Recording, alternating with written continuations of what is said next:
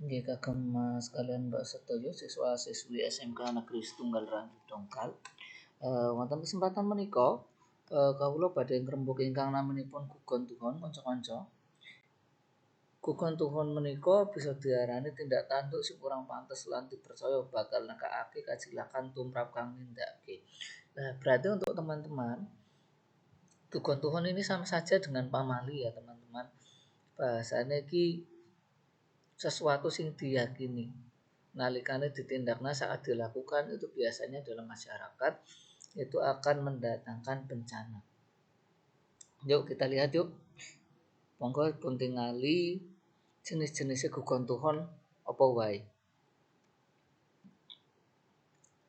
Sing pertama ana pitutur sinandi. Maksudnya saka pitutur sinandi iki kanca-kanca, maksudnya dalam pernyataan gugon tuhon ini maknanya itu bukan makna yang sebenarnya langsung blek makna sebenarnya bukan seperti itu. Tapi kudune iki menungsane sing weruh utawa krungu iki kudu mikir dhisik maknane apa, kenapa kok enggak boleh seperti itu. Tuladane aja gawe sumur ning ngarep omah sing pertama. Seperti kita tahu teman-teman untuk sumur itu kan untuk tempat ngambil air ya bahasanya seperti itu. Lalu sumur ini dalam masyarakat Jawa tempo dulu sumur itu nggak boleh memang ada di depan rumah. Mergo apa? Jamane mbiyen ki nalikane sumur ana ning ngarep omah, kuwi pertama nyalahi prinsip kesopanan kanca-kanca. Untuk sumur kuwi kanggone kanggo adus, kanggo liyane. Lek nalikane nang ngarep omah wong Jawa kuwi nganggep lek kita nggak boleh mandi seenaknya apalagi tentang gayutane karo adus utawa mandi iki kan melepas pakaian ki ora oleh nalikane ana ning ngarep omah mergo ning ngarep omah ki yo bakal ditonton wong akeh najan karuan ditutup tempat mandine sing keloro kemungkinan sing keloro nalikane ana ning ngarep omah kanca-kanca perlu ngerteni ngarep omah ki panggonane bocah cilik-cilik padha dolanan lek nalikane ana sumur ning ngarep omah kuwi bisa mbebayani. Nah, aku saka contoh pertama. Sing keloro ana pitutur sinandi sing arane ana contone aja mangan ning ngarep lawang. Yuk kita lihat teman-teman, mangan ning ngarep lawang.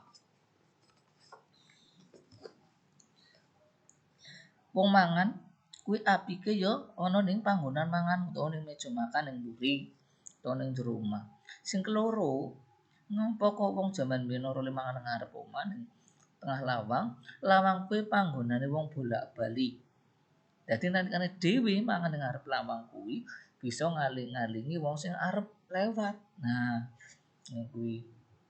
Ana contoh saliyane, aja njagongi bantal mbokan wudunen. Nah, iki kados ingkang panjenengan ngertos sedaya kanca-kanca, bentuk bantal. Bantal kok dijagongi. Bantal kuwi panggonane ya nggo sirah, nggo bubuk, nggo turu ngono kuwi. Ora nggo bokong. Nah, dadine iki asline saka jagongi aja jagongi bantal iki ngajarake supaya manungsa ki bisa apa? Empan papan kudu memanfaatkan sesuatu sesuai dengan tempatnya, sesuai dengan fungsinya. Bahasane ngono kuwi. Kita lanjutkan. Sing keloro jenis gugon tuhon ana kepacu utawa welar utawa wewaler. Nah, wewaler iki pitutur kang dumadi saka leluhur. Dasare saka pengalaman. Contoh, nalika dolan ning segara kidul aja nganggo klambi ijo. Sing keloro, wong Sunda ora kena nikah utawa mbojo karo wong Jawa. Nah, perlu panjenengan mangertos kanca-kanca, iki gayutane karo kepercayaan. Mbok menawa ana sesuatu sing gayutane ora pas kayata wong Sunda itu halal-halal saja untuk nikah dengan orang Jawa. Ya monggo lah ini kepercayaannya orang-orang Jawa zaman dahulu seperti ini. Karena apa? Karena ada beberapa sebab teman-teman salah sijine ya saka peristiwa perang Bubat.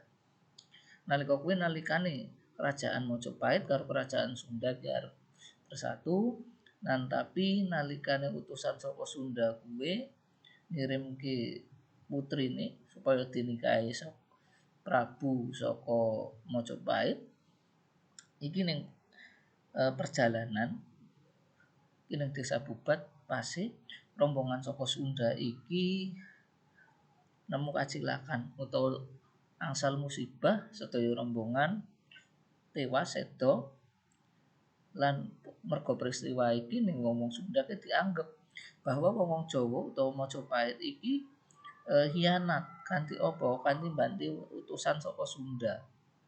Nah, padahal dhewe iki urung ngerti asline sejatine iki kepriye.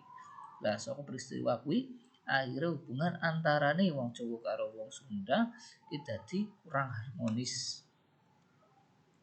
Nah, sing terakhir iki sing ketelu ana gugon tuhon salugu kanca-kanca.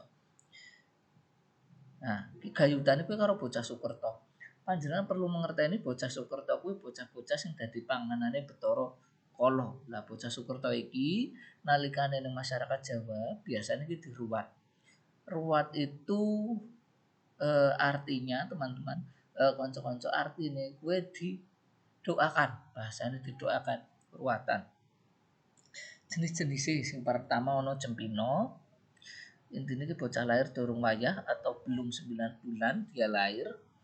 Sing keloro ana julung caplok, lahir iki wayah srengenge suruh. Julung kembang bocah lahir wayah srengenge jedul utawa srengenge muncul. Julung sungsang bocah lahir iki wayah ing tengahing dina utawa ning wayah duhur. Lajeng wonten kembar, bocah lahir luwih saka siji.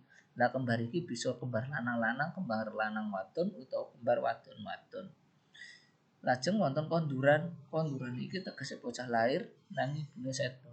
Lan ing pungkasan menika wonten margana, bocah lahir ing perjalanan. Nah, wayahe lelungan.